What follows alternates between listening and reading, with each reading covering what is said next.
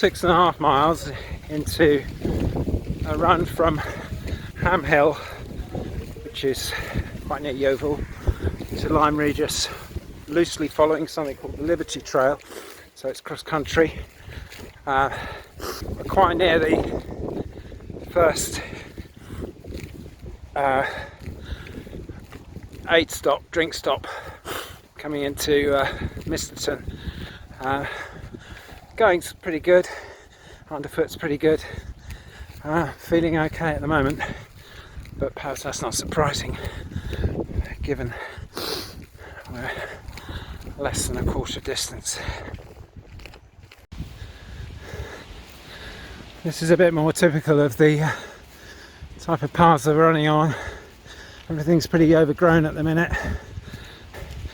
Yeah, we get these paths quite a lot. So this is the crazy part of this race. This guy is running towards us because while we're doing 50k, there are a group of people doing 100k. They're starting at Lyme, running to Ham Hill, turning around and running back again. I've only seen 4 go through this, but we're only on 7.7, but they did start a lot earlier. Here's a couple more going well. And they look fresher than I do, and they're on good 20 plus miles by now.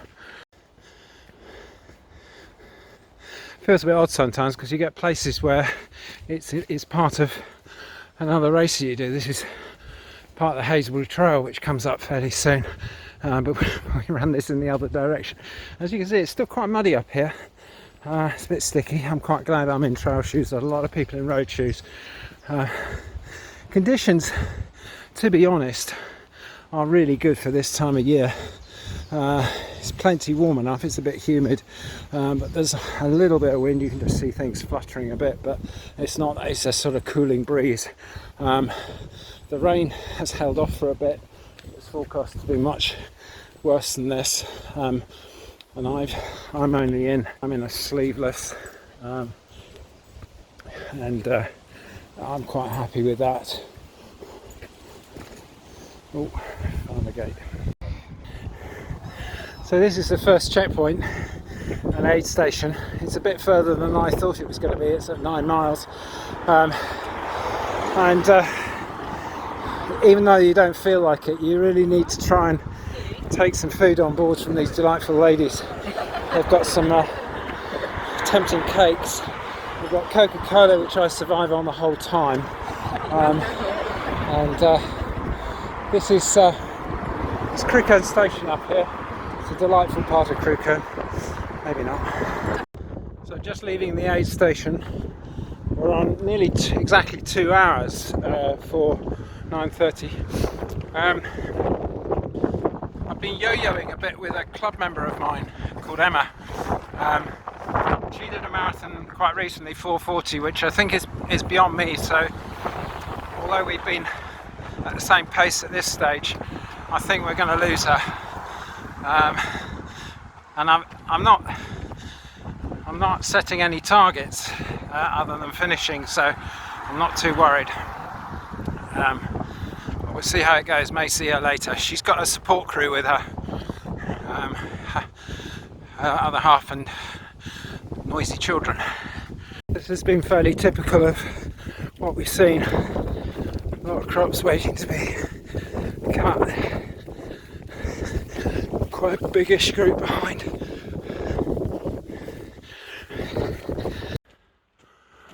Walking is okay on hills. Somebody's got some food.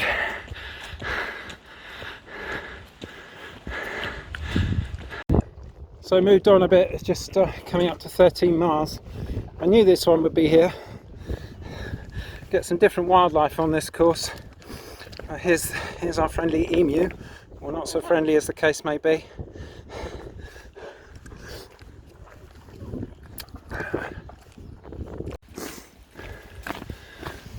So we're on 13.1, which is half marathon, 2 hours 50. Got a little group here that are following wisely, walking, reasonable pace walk, but that's what you do. Slight change of clothes, the weather's got a bit worse. It's not particularly windy, but I had a big shower just now, so I've donned some wet weather stuff. Don't think it makes much difference, skin doesn't leak. But anyway, I'm not cold, so I probably don't need it, but yeah, it's coming down quite a lot now. Still feeling okay, got a bit of an ache in the left foot, don't know what that's about because I'm pretty confident about my shoe not being too tight, but hey ho, we'll go on. So we're on our second stop. There's an impromptu one run by Darren here, Emma's other half, with all her children. Ring that bell. Let's hear that bell. Ring the bell. Ring, ring, ring, ring. Hey, Ginny, someone's doing video. Break. I'm a bit sad because there's a wedding here today and they couldn't have got it worse. It's a lovely church though. So we're pretty close to halfway now. I'm just going to go down to the official feed stop, which is just down here, and see what they've got. I need some water for my tablets. Not very significant as far as the run is concerned. We're on just coming up 17 miles. Oh, there's a train coming. But we're at a place called Amaram, and this is where my father used to live until he died 2-3 years ago. So I didn't actually live here as a child, well, as a teenager. I'd left home before then, it was later than that, but it's a lovely house. It's far too big for him, and the people who bought it are doing quite a lot of stuff to it. Yeah, so it's a nice house in a good location, nice location. The garden is Stonewall Garden is beautiful behind. We're coming up to Ford Abbey, and I'll pause. So as you can see, this is Ford Abbey. Just in the distance there, it's a pretty amazing place. This is where our club held one of our 10k runs in the week, and the weather wasn't like this. In my opinion, the race gets much tougher from here. The second half, I think, is much more undulating, and we've got a big climb now to get to the top of Thorncombe, then a dip, and then a big climb to Lambert's Castle, which is our next aid station. Pace has fallen off the wagon. We were on 12s, we're on 13.25s. It's going to get worse. I think the average will go out at least to 15s, but it's not what it's about today. I'm not racing. The weather has finally relented, and so I've managed to get the wet weather gear off. We're on about 18s. Small group from Crewkern, which is one of the local clubs around here, in front of us, who are doing a sort of forced march up this hill, which is more than I can manage. Haven't done any filming for a while, but this nasty little climb here, it's got really lonely. I've lost Emma. I don't think I'm going to see her again. She was quicker than me. Bit of a bugger. On 4.5 hours. As I say, just coming up 20 miles. Feeling it a bit now, to say the least. Not been videoing for a while. So we're on 22.25, and this bugger of a hill here is this sort of foothills of Lambert's Castle. Still got a fair way to go to the top. I know this path very, very well because I used to live very close to here and used to take this in on a run quite regularly, but not normally feeling like I'm feeling like at the moment. I'm only just managing to have enough liquid between stops, so I need to think about that for future runs if there's aid stations are this far apart. The significance though of this mileage is that we're now just coming into, well, yeah, we're just coming into single figures, which mentally feels quite good because you're knocking them off one at a time now. Talk later when we get to the aid station. So we're actually on Lambert's Castle now, proper, if you see what I mean. And you can see, I mean, it was a Roman, or I don't know, Roman times, I think, thing. So there's like a defence ditch here, which is actually the way I normally walk up. But I think that's going to take us too far to the right, so I'm following this path. You probably can't see on the video, but it's seriously steep. You don't need that at this time. Hey ho, probably done. So we're on the top of Lambert's Castle. I don't know how high Lambert's Castle is, but it's a pretty high point. It's I've got some very docile cows here. They're not going to move. But it's the first time you can see the sea. You can't really tell, but this Golden Cap is over that way, and in the far distance there is Portland. Oh, these cows are lovely. Look at them. They're just so not bothered. Hello, darling. I don't know if they're boys or girls actually, but just. And our aid station should be just down the other side. Oh, just scared myself a little bit by tripping on some of these little white stones and picking up cramp as a result, but just need to show you. I should have filmed this on landscape really, but the view up here is just phenomenal. I don't know how far you've got Pilston Pen over in the distance there, Lewiston Woods. Yeah, you can't really tell, but that sort of flattish bit on the top there, that's the top of Golden Cap, and as I say, you've got Portland Bill.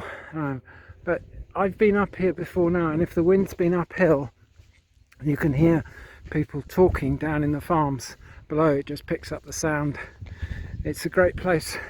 People walk their dogs up here, and I've been up here in the snow, sledging and everything like that.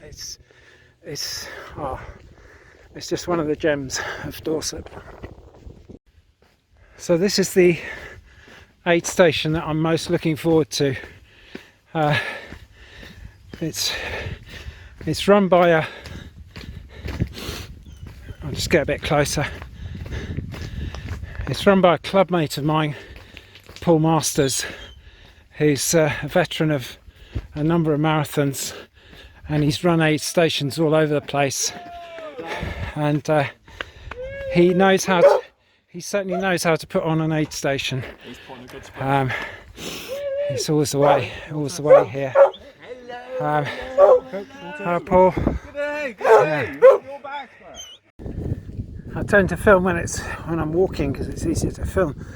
We're on a patch here. It's absolutely horrible to run on. I can understand why you don't want us running through the crops, but this has just been trodden down and you can't tell what's underneath your feet, and it's at an angle. In the distance there is Charmouth.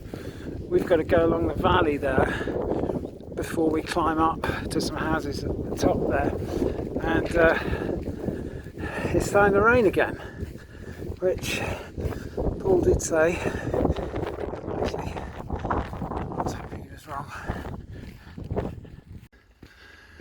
I like this next bit, even though it's treacherous. Goes through this little copse of a sort of woodland. There's lots of roots to trip over, but it's what it comes out at around this corner that it's super. I'll show you in a second. It's a bit treacherous, as I say, because also the path falls away to the left. I would run it, but I'm getting a little bit cramp on the downs. You come down here, down this bank. Ooh, I'm actually running. And then you come out to this house. It's just, it's got a lovely spot. I don't know if it's a holiday place or if it's a permanent residence, but it's just super. We're more closely following the Liberty Trail now, and my history is rubbish, but it's it's certainly the Monmouth Rebellion and either some troops or King Charles or something having to make an escape on foot, and this loosely follows the path that they took. It's a nice path to get down to Lyme. So we're on the last major climb.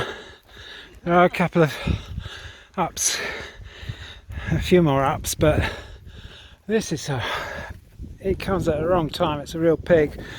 It takes you across the A35 just above Charmouth, but it's quite a climb. But mentally I'm in a good place because I know it's 5 miles to go, and barring anything major, you know you're going to finish, and you sort of stop caring about the time and the effort. We've got a few coming up behind us. Been running with this lady from near Taunton for a while, and there's a couple of others who've been at about the same pace for a while. I mean, this is the last real piece of woodland, and it's quite treacherous. I have run it when I'm feeling a bit more confident, but it's full of roots and quite slippery and quite overgrown in places. I'm sure there are people that bomb this, but today I'm erring on the side of caution. Yeah, quite tricky. We made it. This is the last hill. We're on 29, 7 hours 15, almost exactly 15-minute miling. I'm not worried. I'm happy with that. I'm not sure what time we'll get in. Probably a little after 7.5. So this is Lyme. We're just going to turn round into the left.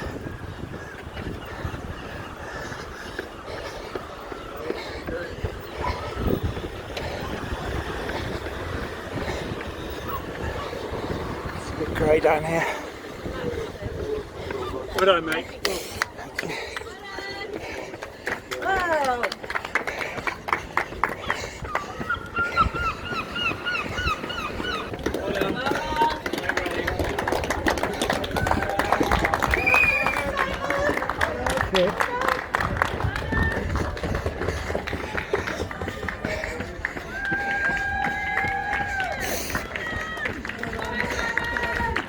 Okay.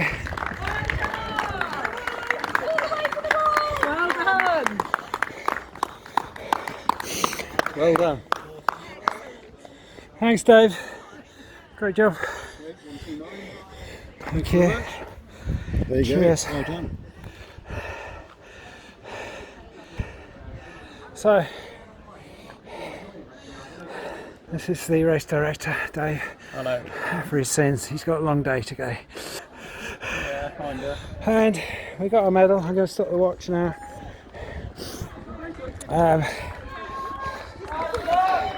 We've got to be pleased with that. 7:37, just under 15 pace. And finished by the sea. I'm going to get a... So this is a bit sad because 50k is 31.07 I think, and I've just done 30.59. So I'm going to run down the prom and back until it clicks over. So sad as I am, I'm happy now, because I don't know if you can see that.